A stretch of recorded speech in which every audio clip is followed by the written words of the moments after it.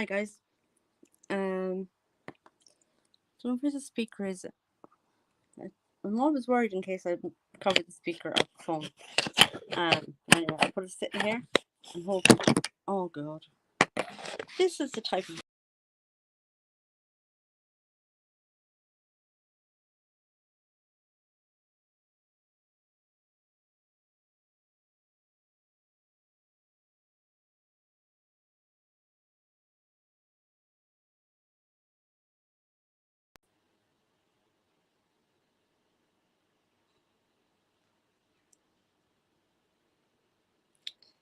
So, can people hear me? Don't know because I can't see. Um, yeah, my bubble is jumping, so somebody can hear me. Whoever might listen later. There's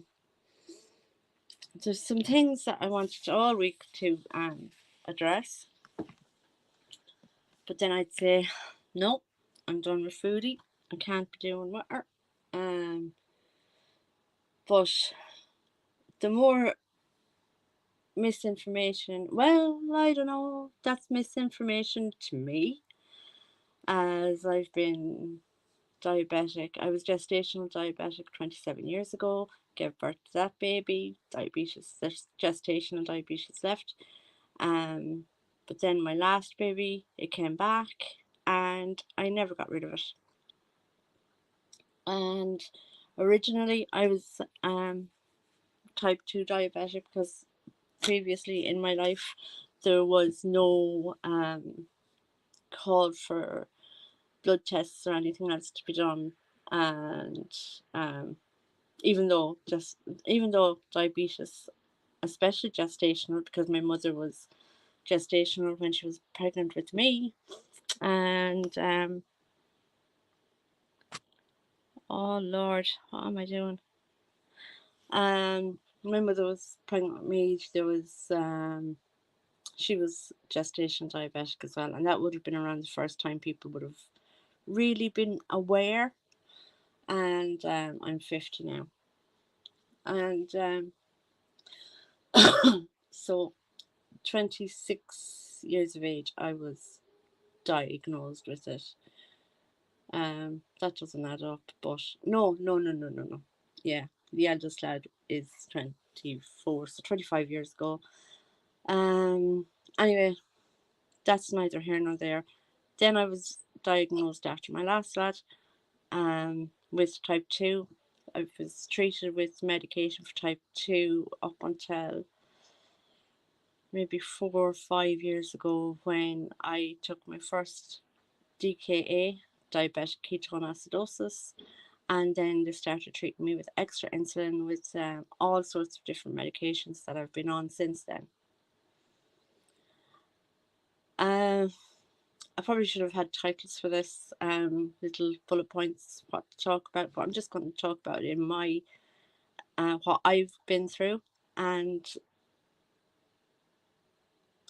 how it has affected me. I'm also going to play the last Foodie that was on yesterday. I'm surprised, although I'm not surprised, because I think she's telling lies and lies and pies, as yeah would say. I'm just going to click into that there and make it bigger so as my phone can pick it up. Oh no, really. Am I still here? I am. I keep hitting things.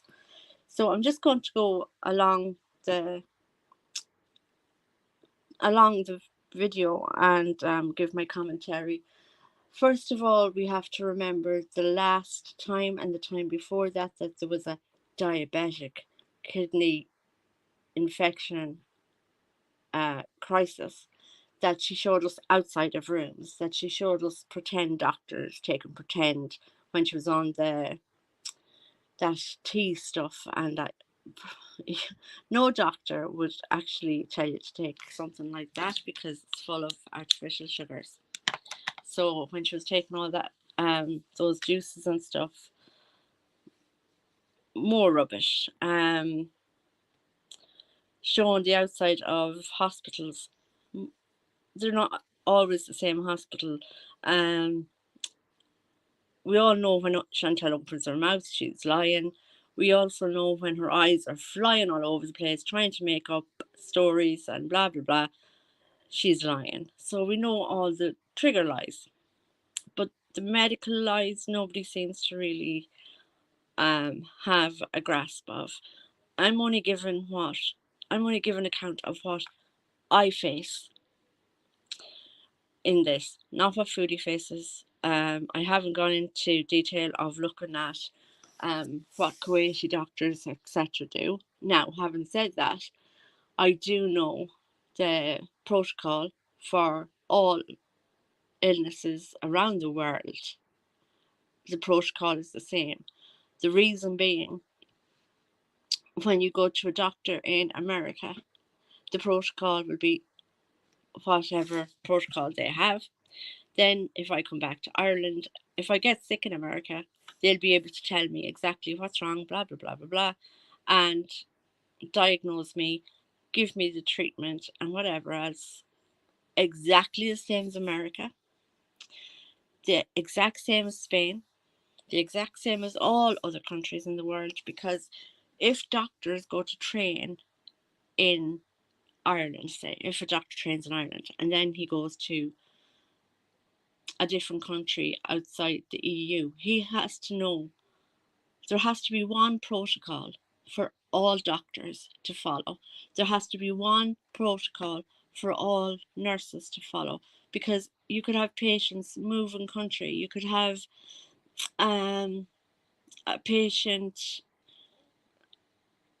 traveling in between college and the secondary school, we call it here, and might take a year or two out and go traveling. So that all around the world, they have to know the medications that each country give, the same protocols. And these protocols are actually in a big, huge file. Yes, um, I have, I have done some medical training, um, but I do know there's files of protocols that are in each ward, on each section, in each nurse's office, in each doctor's office, because everybody has to follow the same protocol.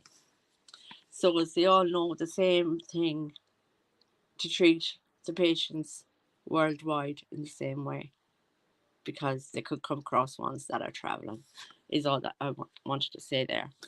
So if I got sick in Spain, or if I get sick next year when I go on holidays, the doctors over there will be able to explain to me what has happened, what's gone on, where I went wrong with medication, what I did, what I didn't do right, because they'll know the same protocol.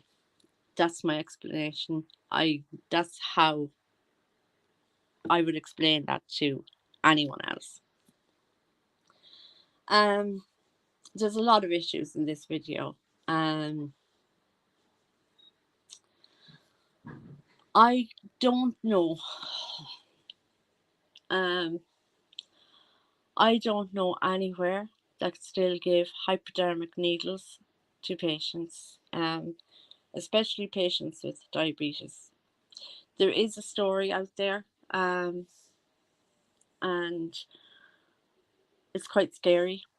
A trainee doctor was told to give the patient 1.5 units of insulin. 1.5, which is not even a drop. That's all you need. It's a hormone. You need literally a little piece of this insulin for insulin to work. But the doctor did not see the point, and that person passed away. I don't know if that story is still on the internet, but this happened maybe 15 years ago, and that is how scary insulin is. I personally, I'm on a weekly insulin that I take on a Saturday, so I'll be taking that tomorrow. It's like the Ozempic. I couldn't tolerate Ozempic. I was very, very sick on it. And because I was on other medication for other autoimmune diseases, the medication kind of got mixed up, and they didn't work well in my system together. So I had to choose between insulin or getting rid of uh, another chronic illness. Also, chronic doesn't mean it's really bad. It's really chronically bad. No, a chronic illness is a lifelong illness. It's there with you from when you are diagnosed with it until the end. That's what chronic means in medical terms. It doesn't mean that it's really bad, like you have chronic asthma. No, you'll have asthma for the rest of your life. That's what chronic means. Anyway, I can't remember now where I was. Hypodermic needles and stuff like that. It's too dangerous to give something like that over to somebody that would have said, "Oh yeah, I've used all these things before. Yeah, yeah, I'm used to using these. I've been on this for years, and yeah," and then you get the medication just handed over to you because you've convinced the person that, yeah, I'm used to it. Yeah, this is what I use. Blah blah blah blah blah. They will give you a pen. First off, they won't give you a pen. They won't give you insulin. They won't give you anything. First of all, they have not met you before, so they don't know what um what unit of insulin you need to take, because you're there for the first time ever. So if you tell them you take 3 units of insulin, they'll believe you, because they'll understand that you know how dangerous it is to mess around with. Um, then a vial, a hypodermic and a vial, they don't do that. The only time I've ever been given that is because a nurse came in with it. The nurse has checked with three people, that it is the correct dose according to the the the scale. I'll come back to what a scale is. It's a sliding scale, is what it's called. And they will check with 3 other nurses. It's this 2 units, it's this 2 units, and everybody has to sign off that they did agree that that was 2 units that was given to me in case it was the wrong dose. And so it says that 3 people agreed that it was actually the 2 units that was given. And that's the only time I'll ever see a needle like that or a vial. Actually, I won't see a vial because the nurse has filled it up in the nurse's station with the other nurses watching. So I'm on the one that it's a Trulicity. It's made here in Cork and it agrees with me better. I did stop the medication for the other chronic illness because I was too sick. I was in hospital for days on end. I was in ICU over my diabetic ketoacidosis. I could take one of them any day. It can happen any day. It's just where your blood sugars have gone too high. And it's gone too high because you haven't eaten, you haven't drank, you haven't gone along with what you're meant to do in that day to take your insulin and everything else. You haven't done it correctly, so you could end up in the next few days in a DKA, which aren't nice. Horrible, actually, in fact. So I've only ever had Trulicity instead of Ozempic. I'm on 2 different insulins, a long-acting one, which I give in the morning, and it's the next morning, then I give another one. Then there's the fast-acting one, and that's one that you have to look at your food very, very closely to see what is in it, how it works, and there's maths in it. There's a lot of maths, so you have to calculate the carbohydrates and fill your plate mostly protein, and then veg, and then your starch, which could be your potato or your rice or whatever. But you half fill your plate with your protein. So say for breakfast you could have sorry, that was message. You could have a boiled egg, a grilled rasher, and maybe what could you have for your protein? Half sliced bread. The bread that was on the table might say whole wheat, but it's not whole wheat because there's white bread, there's white bleached flour in that. I will one of the days, I will show what whole wheat bread looks like. It doesn't taste too bad. I toast it and it doesn't taste too bad toasted. Other than that, it's just really, really grainy and very hard to swallow. The sips of water. Anybody that has watched my videos before will see that the sips of water, first of all, that bottle of water, trolling much. The bottle of water was a size that goes into a kid's lunchbox, like maybe 500 mils in it, maybe. And if anybody watches my lives where I drink my water and ice, it's a litre of water. I could literally go through a litre of water. But I had to learn to like water. Thankfully, I lived out the country and we had the cleanest, purest water when I was growing up, and that is what I will go to first. I do drink diet drinks, but not as much as I would have years ago.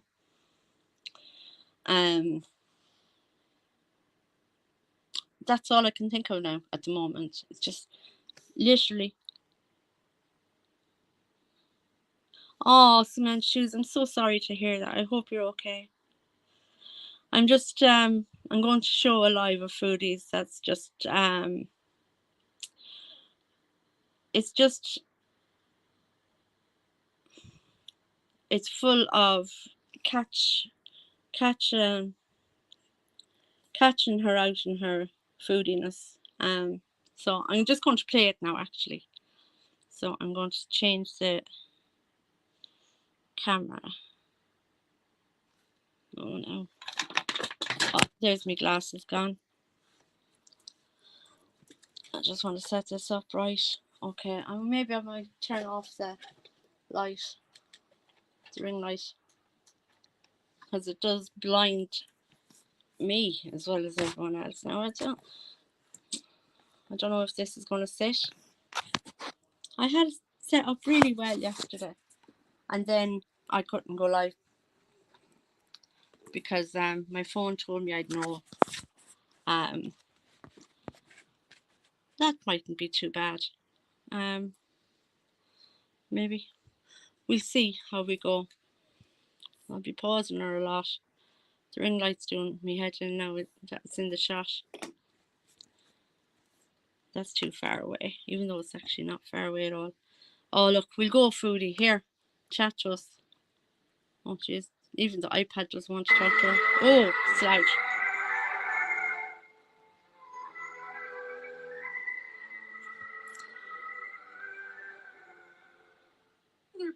No. No. Super happy. Oh, super happy. Good girl. And, great. I took my blood sugar. And oh no, the dog is going now too. So far, in a long while, like since being sick.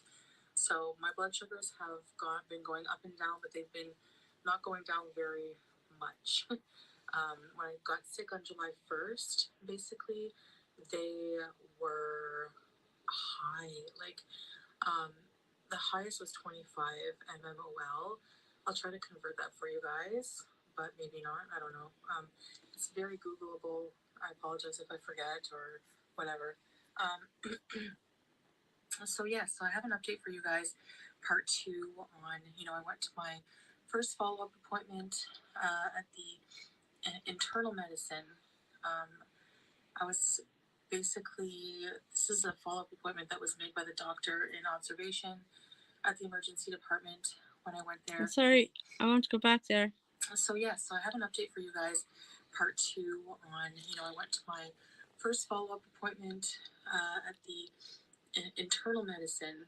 I was basically, this is a follow-up appointment that was made by the doctor in observation. I have to go back there again. Sorry, I'm watching it through the phone. Internal medicine. I was basically, this is a follow-up appointment that was made by the doctor in observation at the emergency department when I went there. So my journey has been going to a clinic and a private clinic, basically getting assessed, getting blood work done, urine sampled, whatever I could provide, because you guys saw in my picture where I'm like trying to drink those little cups of water. Like, I don't know why, but I wasn't giving out anything that day, hardly. So probably because Now, that is a DKA. If she's telling the truth, that's a DKA. No doctor would have let her out like that. Especially if she's not able to drink water or eat or anything. You're already going into a DKA. As I said earlier, my problem with my first DKA, I thought it was a bug I had, and I was being sick. I couldn't even. Oh my god, I was gonna. It's very hard to know whether to call people your partner or your boyfriend. But anyway, my partner, he made me my go-to of a day that I don't know what to eat: a toasted ham and cheese sandwich on whole wheat bread. And even the smell of the cheese was like, no, thank you very much. Um, that's another thing that I want to say. No food is forbidden. No food is forbidden, because then you're going to make mistakes, and then you're going to do some silly things, and you're not going to look after yourself correctly. So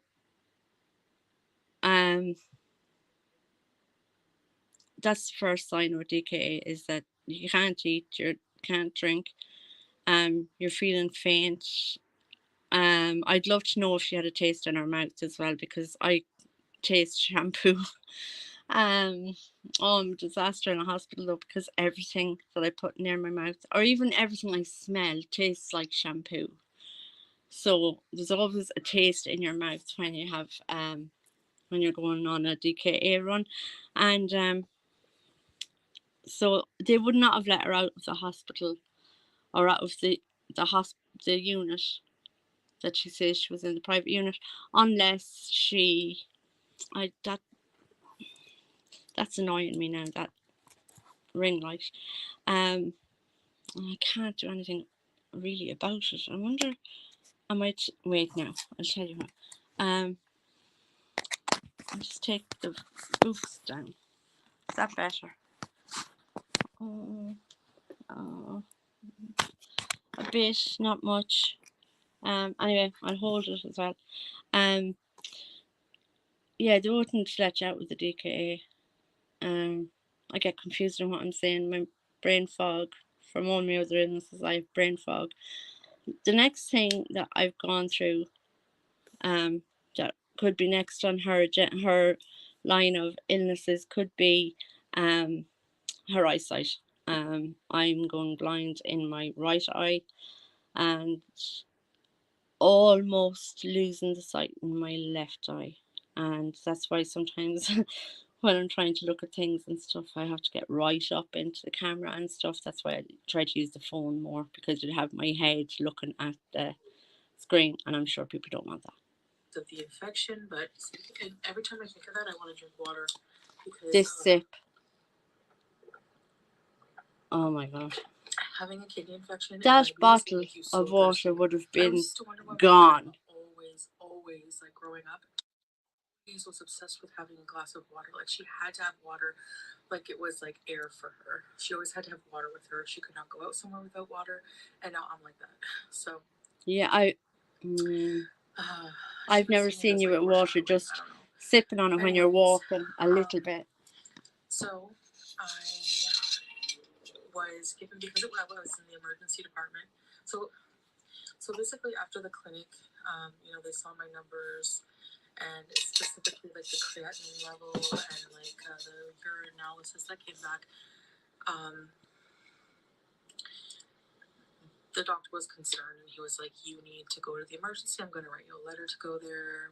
He wouldn't have let her out without getting an ambulance for her. I spent some time in the hospital, in the observation department, women's observation, And the doctor made me a couple follow-up appointments. He made me a follow-up appointment with um, internal medicine, like to follow up regarding Line. everything, the medications they She's put me trying to on, make up stuff. Looking to the left. blood Look to sugar the levels, left. and this and that. And then a little slip to go anytime to set up an appointment for some diabetic education. There wouldn't be a which I little. will do very soon. There wouldn't be a little slip to go back and at whenever you feel like it. Tomorrow in the afternoon, next year. No, there wouldn't be a slip to go and do it whenever you wanted to do it. There would be a diabetic nurse assigned to you, and she would go and she would teach you. I still get lessons from my diabetic nurses when I go for appointments. They still show me how to use the. I have the Dexcom, so I don't have to prick my finger. However, the Dexcom always isn't always right, so I still prick my finger just to be sure. The Dexcom is an electronic device that you attach to your body, and it's constantly taking your blood sugar, and it sends the blood sugar um, number to your phone, and it sends it to your diabetic team, and it sends it to the company, the Dexcom company, so they can um, learn more about their Dexcom meters. And anyway, you wouldn't be sent home with, come back and have a lesson here or there. It's not you're not having a flu. You,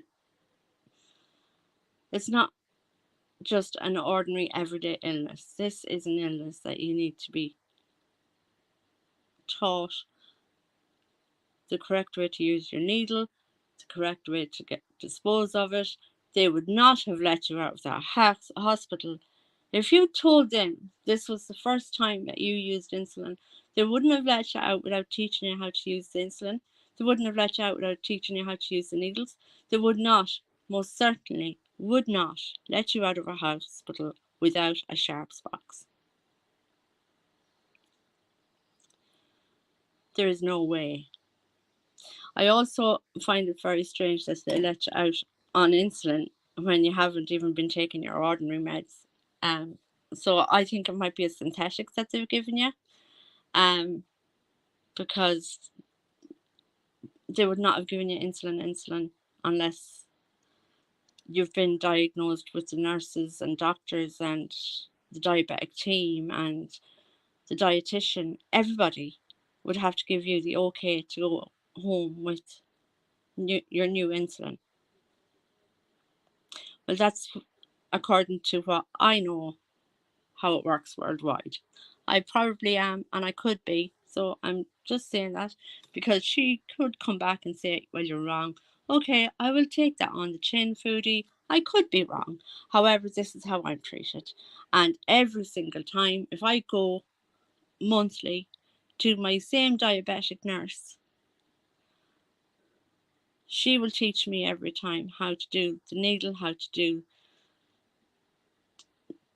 how to count up the units, how to count what carbs are in your meal, so as you can tick that the the residing if your carbs on your dinner plate come up to, as she says, 15, right?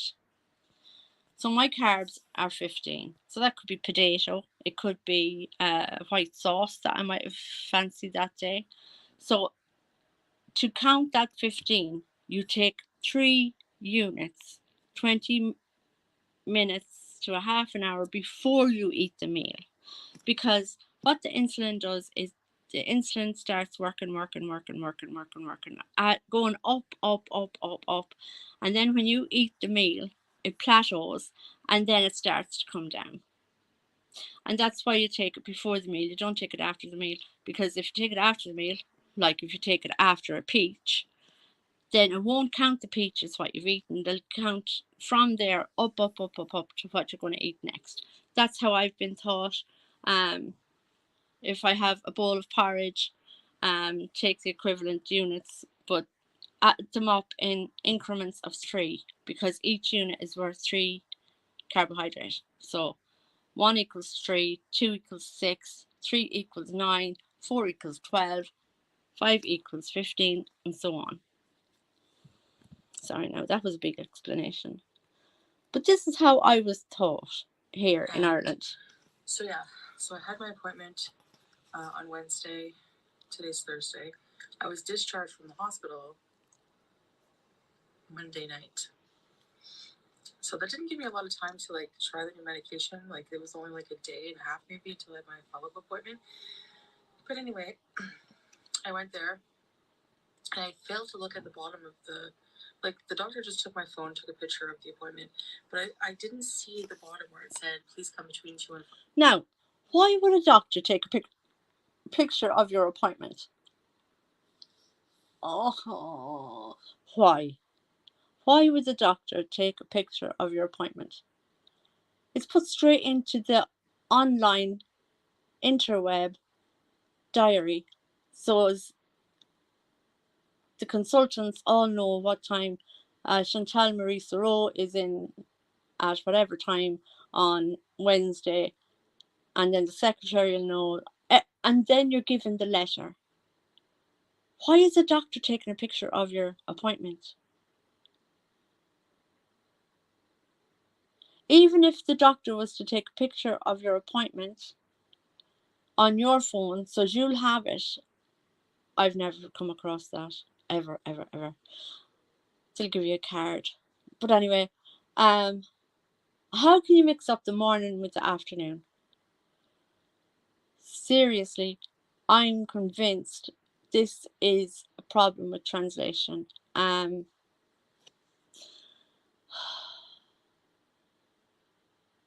Whatever Salah is listening to, because he is entitled to be in with your appointment, you're his wife, for argument's sake, he would be in with your appointment. So as if you're in a little bit of shock or in a little bit of in brain fog from your diabetes, there would have to be somebody else there to listen for you and to advocate for you. So the biggest advocate is your next of kin, your husband. And how come he got the time wrong? Did he not see the time and date on the letter or on the picture? Kind of fishy to me, Foodie. PM. So the clinic was only between 2 p.m. and 5 p.m. So I went, early in the morning with Salah, and we had to come back in the afternoon. So that's fine. We came back in the afternoon. Eyes are flying. And we saw the doctor, and he just basically was like, okay, how are you doing? How are your blood sugars? And my blood sugars at that time, like I tested my blood sugar before going to the appointment, and it was like 18.5, so it's really high. And I was just like getting discouraged because like I was just like really like no matter what medications I took, whatever, nothing was working. And I remember the doctor in obs saying to start with 5. Right. To be on Foodie's side, right? I have to go back and listen to it. That's my brain fog. Sugars at that time, like I tested my blood. Right. On Foodie's side, and I will agree with this.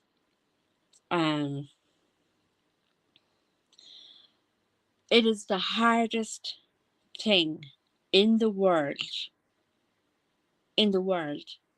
from what I've been through, and I've been through a lot. It's the hardest thing in the world to get right. And everybody that has their perfect 5, 6, 7s is, that's well done. I'm glad you don't have diabetes. I'm glad you don't have sugar problems. I'm glad you don't have autoimmune diseases that can cause all sorts of problems with your sugars. I could go on an antibiotic for my kidney infection, as Chantal says somewhere along here, and it would put up my blood sugar. And I'll probably end up in hospital from the blood sugars and not from the kidney infection. getting your sugar in control could be, it could be the difference of having, do you know what? I can't even say because I don't even know. Because even after 27 years, my blood sugars are still badass crazy. And that will be all diabetics should talk to. You cannot get it, and you will not get it, the perfect 5. The closest thing I can get without feeling like I'm going to topple over with a hypoglycemic, would be 9, maybe 10. If I went down to 5, I would be in a diabetic coma. I would be in a hypoglycemic crisis. I've had a few of them too, where my partner would be trying to get me to drink full Coke, full Lucozade, full whatever, to try and raise it up so as I come back to a normal state. That's happened a few times, but in reality, for that not to happen, my blood sugar has to be over 5. Between 5 and 10 around is my perfect number for me not to go into hypo. So yeah, Foodie, I do agree. It is impossible to get it at the right number and have it settled down correctly that way. Hasn't happened for me yet. Sugar before going to the appointment, and it was like 18.5, so it was really high, and I was just like getting discouraged because like I was just like really like no matter what medications I took, whatever, nothing was working. And I remember the doctor in obs saying start with 5 units of insulin. That is way too which high. Apparently was like too low because you're supposed to also go by body weight. No, so food weight, like, not body weight. 5 units of insulin is too low. So 5 units of insulin is quite a lot. Body weight is. So he checked the report with my body weight. So yeah, he went by that, and they weighed me at the clinic, so it was on the report that the doctor wrote for them. So they still had that in the system. And yeah, so he upped it to 15 units of insulin at around 10 p.m. in the evenings, and he put me on some new medications. That's crazy, because 10 at night is going to be working overnight to bring down your sugar, and you are not eating to bring that, to level out that sugar, because the normal person will be going to bed at night at 10 o'clock, waking up at 7 to have their breakfast. So Foodie's taking her 15 units, which is crazy amount if it's insulin. If it's the synthetic, then that's a different story. But if it's insulin, that's a crazy amount. And to be given it at 10 o'clock at night time to work overnight, you're definitely going to be in a hypo by the morning, because you haven't eaten all night long. Then again, I know Foodie eats at night time. I know she gets up at night time to eat and whatever. But normally they will tell you take that 15 units in the morning before your breakfast, and it's a long acting insulin, so it'll act with your body over the next 12 hours while you're awake, covering your breakfast, your lunch, and your dinner, and possibly a snack at night time. If now a snack is a slice of toast. A snack is not a big meal from, I was going to say KFC, but that's just here. Well, no, I don't think it's in Kuwait, but from McDonald's or whatever mukbangs you do. No, no.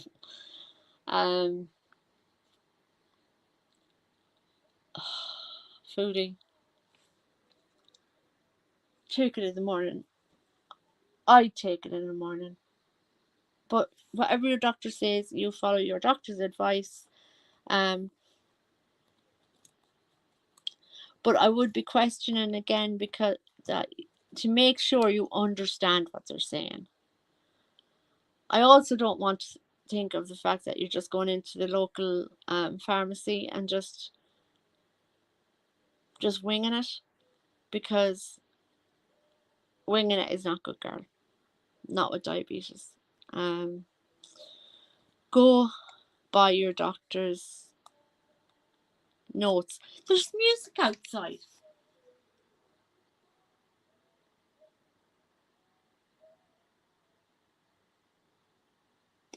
There's music outside, like there's something going on.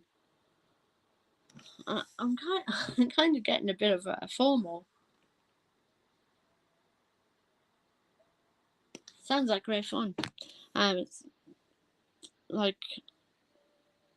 a radio, um, a radio company playing outside, because they say every so often the name of the town and so such. Anyway, come on, Foodie. I'll show you them, I guess, for educational purposes. So there's something written on this one in Arabic, and I don't know what it is. So there's your problem. Zocor, 20 milligrams of Zocor, and this is for. He's saying that these are. This is actually going to be the last time. I'm on tablets for my blood pressure since my diabetes, since I went on insulin as well. Blood pressure, because the blood has to go around the body, through all the organs. So your blood pressure is very important. If your kidneys are in the start of a kidney issues, you will be put on kidney tablets. I'm on a tablet for my kidneys as well. Don't know what they're called. I get my medication all in a blister pack. It's about the size of an A4 notebook, and you've got your days and your times, your days across the top and the times down the bottom, down the side. And all my medication is put in there, because I'm on so much for so many different things that my brain fog wouldn't have me remember all the things I'm on. So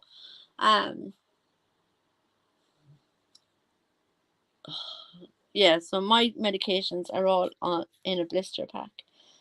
But I know I'm on one for my blood pressure, one for the heart, and one for my kidneys. So, but I don't know what they're called.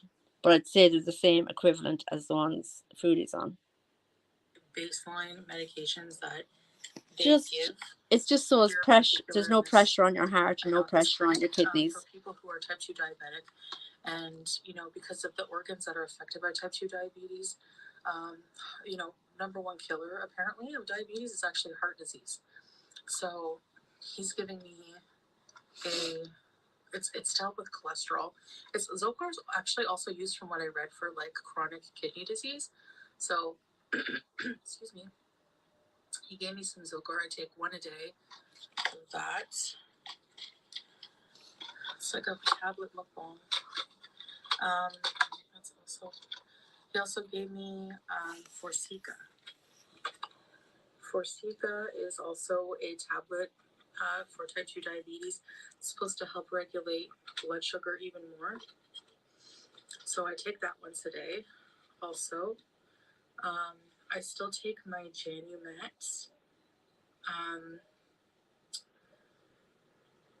twice a day with food. So one in the my first meal of the day, and then yes, I've been on like kind of a schedule where I,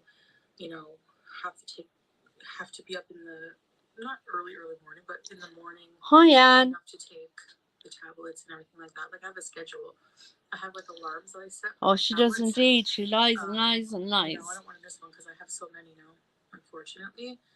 But anyways, inshallah in the future that will change. Because the doctor's like, what can change all of this is if you just completely get your weight under control. So I'll get to that in a minute. Excuse me. So I'm still on the antibiotic for the kidney infection, by the way.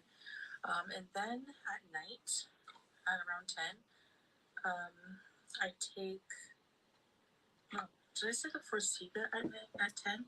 Forxiga is not at 10. See, she's already confused. The one at 10 is Atlantis. So I have this. If you don't know what insulin looks like, if you're curious.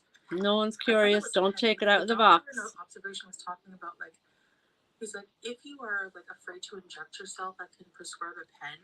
And I'm like, so I don't know. Maybe that's what I understood, but I'm like, I'm fine with injecting myself. I don't care. See, it doesn't make sense. So this is Lantus, and it's just like a vial, and you put the needle in here.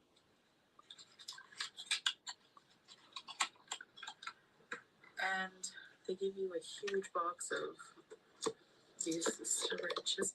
I already have an open box, that's why this one is unopened. This is weird. Why two big, huge boxes of injections when you only take it once a day? This is why this is what confuses me. And of course they give you like a box of alcohol swabs. Now, I'll stop again. The alcohol swabs, Foodie, are not for you. You go and you wash your hands. Sterilize and wash your hands with soap. You come back out. You take out your vial. You take your alcohol swab. I'm doing it here in the back of the front. Right, okay. You take out your vial. You hold it here. You take your alcohol swab. After you've washed your hands,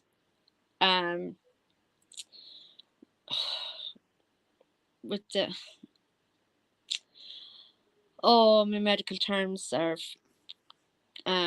evading me right now. But anyway, you're holding your vial. You have your alcohol swab. The alcohol swab is to wash the top of the vial because it's in a box and it could be ant could fall in the box, something could get into the box to contaminate the vial. You're putting your injection into the vial, which could cause an infection. So the alcohol swab is for the top of the vial. Yeah, so that was that's that. I was expecting it for my blood today, like when I just took it, to be super high, like just super high, because like I had something to eat before my nap.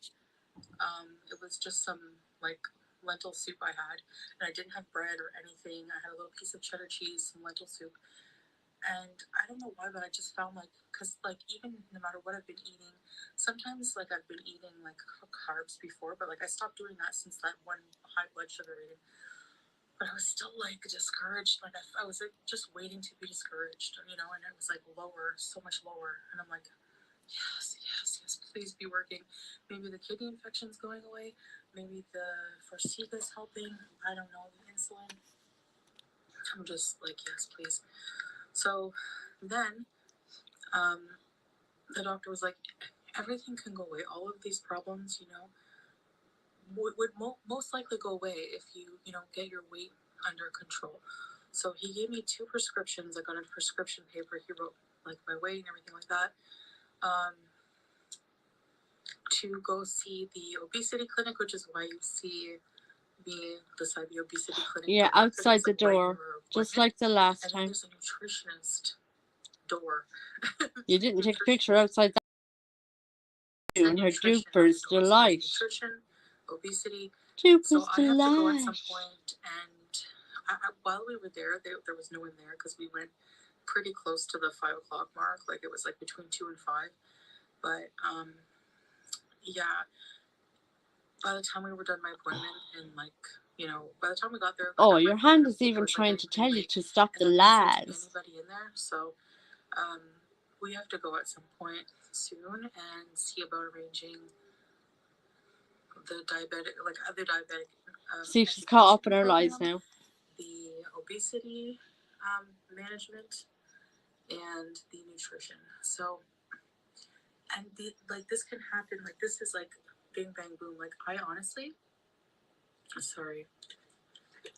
No, you're not looking for water. It's a deflection. You don't have the cat deflection, so now you have the water deflection. Like the healthcare I've been getting so far in Kuwait, I just like it so much more than what I've been getting in like Canada. Like, I don't know I don't know how it's just like more accessible. I don't know if it's that, I have Salah with me like as a support and it helps. I don't know what the deal is with that, but Tell me, Shmi, or your aunt Phyllis wouldn't I go with you to your definitely Canadian appointments and be just feel support. more hopeful and not like, oh my gosh, like I see a lot of people worried, like, you need to come back to Canada, you need to come back to Canada. And it's like, why? Like maybe people, like I thought too at first, like, oh no, like I'm not native here, the healthcare system, blah blah blah. But it doesn't seem to matter. Like it I doesn't seem have to to matter fast forward this. She's just where doing you're my from, nutting what now. kind of status you have here. The healthcare is pretty darn good, and yeah. So I don't know. So far, my experience, anyways. So um, there's just lots of options, and I really am gonna try to just be consistent with this. Take my medication, go to these programs, and really try to see like what I can do to improve myself. And What's wrong to ride there? it's going to be a process, but I don't feel like when I got sick on July 1st, I was like, what's wrong with me? It could be a million things, like and I had so much anxiety then. So to compare to how I felt July 1st, full of anxiety, to now on a path of recovery. You're not on a path to recovery. You don't recover from diabetes. I have to do my part. Like I have to be really serious and seriously no more BS. Like this is for me. She thinks she's going to fix this, doesn't she? I can't afford to just stall for whatever reason anymore. Like yes, food addiction, and I will always stand by that. Food addiction, eating disorders are horrible, and I'm sure that they can help me with that in the obesity clinic, because people who are severely obese, it's a disease. It's a huge medical condition, and like I always say, nobody wants to wake up and be 400 or 500 pounds. Like I'm not 400 or 500 pounds. Right? Like everyone's body's different, metabolism is different. 30, 40 extra pounds can affect somebody. It depends on your body and your system. And some people can live years and years being 800 pounds. It just depends, At me at this weight, it's affecting my health, and in a really bad way, and it keeps affecting my health. And I have severe issues with food, and so many, so I think that obesity clinic should be able to help learning, proper nutrition, especially like when you have type 2 diabetes. Type 2 diabetes is a bit different. So anyways, I'm just really hopeful, and I'll keep you guys posted with updates like this. She's nearly done. A pretty normal life in between and do fun things. So we're not trying to, get out more and do whatever. I don't know. Just, take care of my home, take care of my health. That's like the main thing I want to focus on right now. So, anyways, guys, I think I've said enough for now. Talking makes me more thirsty, so I'm going to work on waking up and waking up. Whatever I got to do. Still daytime here, and work on getting this video out to you guys. And yeah, hope to see you again soon live or in another video. Thanks for listening, guys. Bye. And there we have it. There's the lies and lies. La la la. Do do do do do do. She la la lies. So, well, there you have it.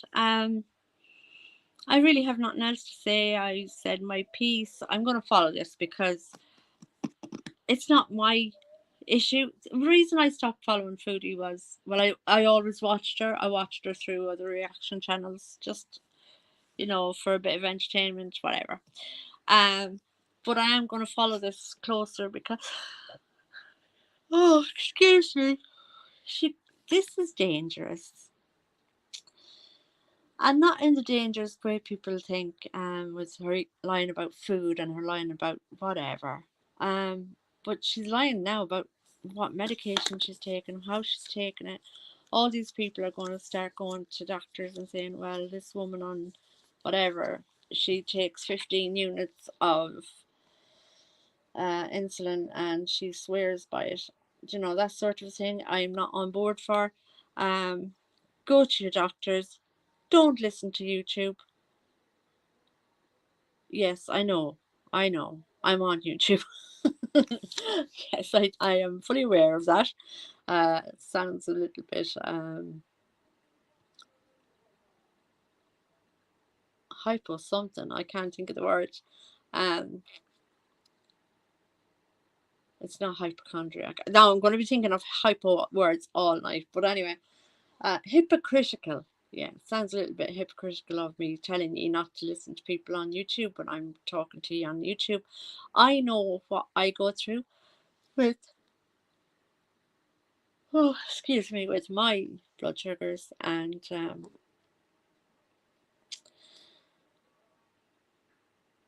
it's not fun.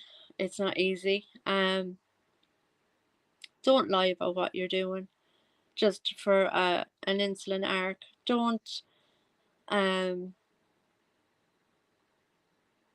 don't say what you're doing and what you're not doing just for an insulin arc, for a hospital arc, whatever. If other people are going to listen to you, I'm not happy about that part. Other than that, eat what you want. That's absolutely nothing got to do with me. It's not going into my mouth. I don't have to worry about it. I don't have to count how many calories are in it. Oh my god. Must be coming up to nearly bedtime. Kind of is. Yeah, I have a party tomorrow night then for my birthday. Well, not a party, a meal out tomorrow night for my birthday. I want to do a card reading on Foodie as well soon, because I feel there's going to be quite a lot in it. So yeah, I'm just wondering, is this all just how much of this that she's laying out to us?